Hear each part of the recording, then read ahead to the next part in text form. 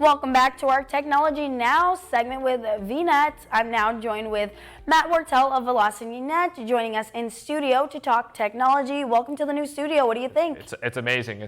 I feel better standing up than sitting down. Oh yes, and I just have, as social media has kind of been changing lately, so I have a question for Twitter. How are things going to look for people in the near future? Yeah, so if you haven't been following, obviously social media has changed, the landscape's changed tremendously. Obviously one of the richest men, if not the richest man in the world, Elon Musk, just completed the purchase of Twitter at $44 billion. So very interesting that a lot of these changes are happening very quickly. He fired the executive team. He's obviously disbanded the board since now he owns Twitter.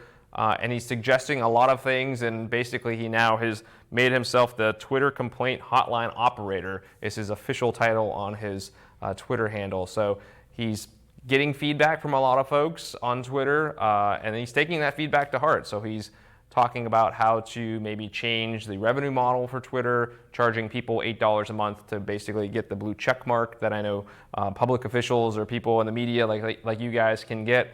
To basically try to cut down, I think, a lot of the fake accounts. Because if you go back to kind of the whole conversation with Elon, there was a lot of court battling going back and forth. He had said, hey, they're lying about the number of accounts, they're overstating the number of accounts. So he's really trying to, I think, clean things up and shake things up. And he's definitely getting a lot of publicity and buzz in terms of what he's been doing recently.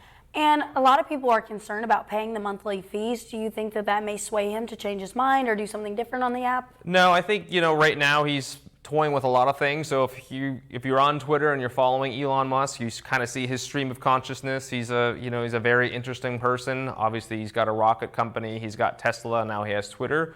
So for him, it's great branding for him to talk about some of the other things that he's doing. But I think it's the jury's still out. What's going to happen, we're not quite sure. But I think he's proposing a lot of things to change. He wants to make it a profitable company, much like he has with Tesla and SpaceX. He's in it to make money. And I think that's something that there's going to see a lot of changes. So if you're on Twitter or if you're just following social media, just check out his page or check out his stream. It's always interesting to follow. And you might say, well, today it's going to be $8. Tomorrow it might be $20. You just don't know.